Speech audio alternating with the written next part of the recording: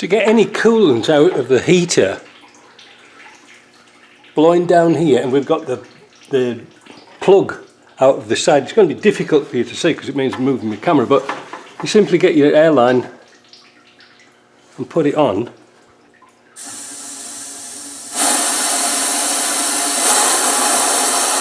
I don't know if you can see, but coolant will come out of the hole on the side of the block. Like I say, I'm not moving the camera just for that. Right, next. Right, I'm back onto this 300 TDI. I had the weekend off because I wasn't feeling too good. Flu, still there, but never mind, will live, I think. Now, you can see under here I've been prepping up this a little bit this morning. I've got the old gasket off here. For that I use a wire brush, but we'll go over to the, I'll show you on the bench the housing and the water pump, because if you use a little rotary wire brush, like a cup brush, but like a soft bristle one, the gaskets come off nice. And also tap out the holes with an M8 just to make sure there's no muck in them. Alright, that's really important. I've put the bung back in here because I drained it out earlier. Well, it wasn't much of a film, but I wanted, because I've got this panel in the way, it's right where you want to see, but I blew down the hole at the top, you know, like the top pipe, and blew coolant out of the drain bung here, so there's no coolant at all. So that's in itself has blown it out of the heater, so we've got rid of it all. It was pretty rusty. Now, this belt, what did I notice about it the other day? Well, I was just about to take it off and I listened to this.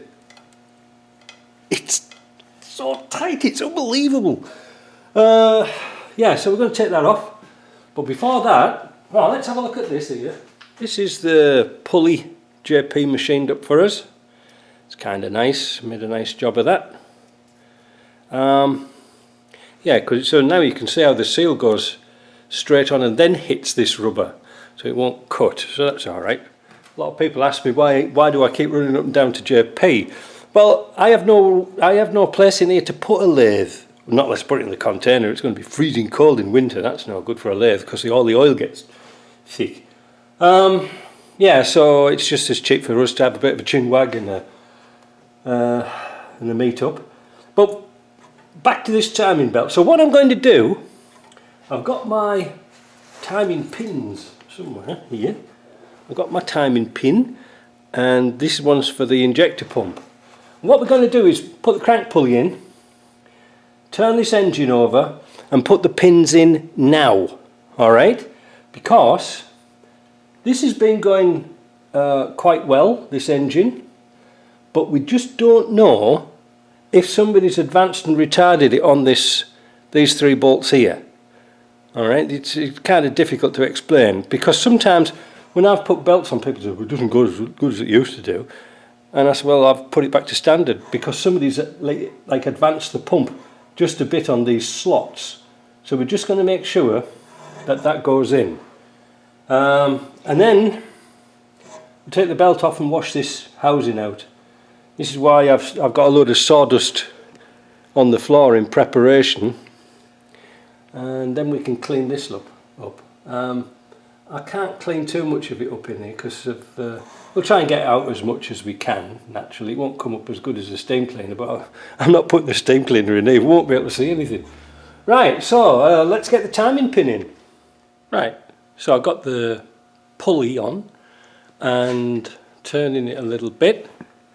And what we're going to do is we're looking at this little notch here and this notch here. We don't want it spot on. We just want it in advance of it. Alright, just so it's going to turn. Right, oh, damn it, I always get that wrong way around, don't I? So I've got the car lifted up naturally, or I've shrunk. I'm going to put my spring-loaded pin in the flywheel housing, and then we're going to turn the engine and you'll hear it lock. Now a lot of people make this mistake of finding a slot in the flywheel and then put the pin in. The problem with that is that the flywheel's got two slots. It's got a narrow slot for this one and it's got a broad slot for something else. I don't know what it's for. Probably made it balls up a bit someday in the machine shop and they continued doing it. Now, what I was going to say about that, this is why it's important when you're changing the belt to put the pins in first, because if you strip it all down and then think as it is, and then you think, oh, I want to turn it over and put the pins in, you'll find that the valves will hit the pistons. They're very, very close. There's not much space between the two. And of course you think, oh, I'll just turn it a bit more, it's a bit stiff, and you could cause some damage. If you do that, you have to do a little bit of a dance move by turning this a little bit and that a little bit, the cam, just until you get the valves in the right place. I know I've done it myself, and now this is why I do it like this. I just put the pin in first. So I'm going to drop the car down on its safety stands. Now I think the newer type of kits, or the timing pin kits, have got a spring-loaded pin. Before they didn't have one. It was just you had to hold it and hope for the best it went in. So we modified it a bit. Right, can I turn that here? You should be able to hear it go ping. There, did you hear it? Spot on. And the pin for here. Cross your fingers. Perfect. Did you see that? That's how it should be. So now we can drop this down to a reasonable level. Don't forget to take your pin out before you finish. And change this belt.